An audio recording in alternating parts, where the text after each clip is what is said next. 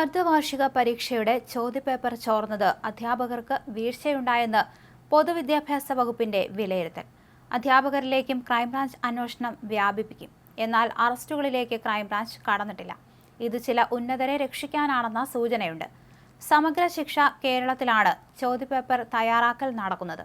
ഇവിടെ ചോദ്യപേപ്പർ തയ്യാറാക്കൽ സംഘത്തിലുണ്ടായിരുന്ന അധ്യാപകരെല്ലാം സംശയത്തിന്റെ നിഴലിലാണ്. ഇവരെല്ലാം ഇടതു സംഘടനാ നേതാക്കളാണ്. അതിനിടെ ഇവരിലേക്ക് അന്വേഷണം എത്താതിരിക്കാൻ പുതിയ നീക്കങ്ങളും നടക്കുന്നുണ്ട്. ഒരാഴ്ച മുൻപ് സ്കൂളിലേക്ക് എത്തിക്കുന്ന ചോദ്യപേപ്പറുകൾ കൂടുതൽ കുട്ടികളുള്ള സ്കൂളിൽ തലേന്നു തന്നെ പൊട്ടിച്ച് ഹാളുകളിലേക്കുള്ള കെട്ടുകളാക്കും. ഇതിൽ നിന്ന് ഫോട്ടോ എടുത്ത് ചോർത്തിയതാവാനും സാധ്യതയേറെ എന്ന് വരുത്താനാണ് നീക്കം. ഈ തിയറിയിൽ കാര്യങ്ങൾ എത്തിച്ചാൽ പ്രതികളെ കണ്ടെത്താൻ സാധ്യത കുറവാണ്. അതിനിടെ MS സൊല്യൂഷൻസ് പുതിയ വാദം ഉയർത്തുന്നുണ്ട്. മുൻകാല പരീക്ഷകൾ അവലോകനം ചെയ്താണ് MS സൊല്യൂഷൻസ് സാധ്യതാ ചോദ്യം തയ്യാറാക്കിയതെന്ന് അവർ പറയുന്നു. ഇതിലൂടെ ചോർച്ചാവാദം അവർ തള്ളുകയാണ്. ഈ നിലപാട് തന്നെയാകും അന്വേഷണത്തിലും അവർ ചർച്ച ചെയ്യുക.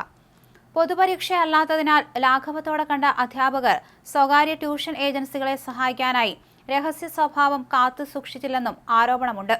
ഇക്കൊല്ലത്തെ ഓണപരീക്ഷയുടെ SSLC ചോദ്യപേപ്പറുകൾ ഇതേ യൂട്യൂബ് ചാനലിലൂടെ ചോർന്നിരുന്നു. അന്ന് യൂട്യൂബ് ഉടമയുടെ മൊഴിയെടുത്തിരുന്നുവെങ്കിലും തുടർ നടപടികൾ ഒന്നുമുണ്ടായില്ല. ഇതാണ് സംഭവം ആവർത്തിക്കാൻ കാരണമെന്നും വിലയിരുത്തുന്നു.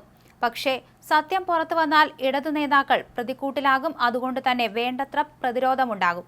ഇതിനു വേണ്ടിയാണ് അറസ്റ്റ് ഒഴിവാക്കുന്നത്. സംഭവത്തിൽ FIR രജിസ്റ്റർ ചെയ്യാത്തതും കേസ് അട്ടിമറിയുടെ സാധ്യത ശക്തമാക്കുന്നുണ്ട്. സിആപ്റ്റിലാണ് ചോദ്യപേപ്പറുകൾ അച്ചടിക്കുന്നത്. ഇവിടുത്തെ സുരക്ഷയും അന്വേഷണത്തിന്റെ പരിധിയിലുണ്ട്. പ്രിന്റിംഗ് ഘട്ടത്തിൽ പാളിച്ചകൾ ഉണ്ടായെന്ന സംശയമാണ് അധ്യാപകർ ഉന്നയിക്കുന്നത്. സ്വകാര്യ പ്രസ്സുകളിലേക്ക് ചോദ്യപേപ്പർ എത്തിയിരുന്നോ എന്നും ചോദ്യപേപ്പർ ആരെങ്കിലും സ്വകാര്യ ഇമെയിലുകളിലേക്ക് മാറ്റിയോ എന്നുള്ള സാങ്കേതിക പരിശോധനയും നടക്കും. ചോദ്യപേപ്പർ തയ്യാറാക്കിയ അധ്യാപകർ യൂട്യൂബ് ചാനലിന് ചോർത്തി നൽകിയതാകാം. സെറ്റ് ചോദ്യം തയ്യാറാക്കി അതിലൊരെണ്ണം പ്രിന്റിങ്ങിന് അയക്കും. ഡയറ്റ് വഴിയാണ് വിതരണം.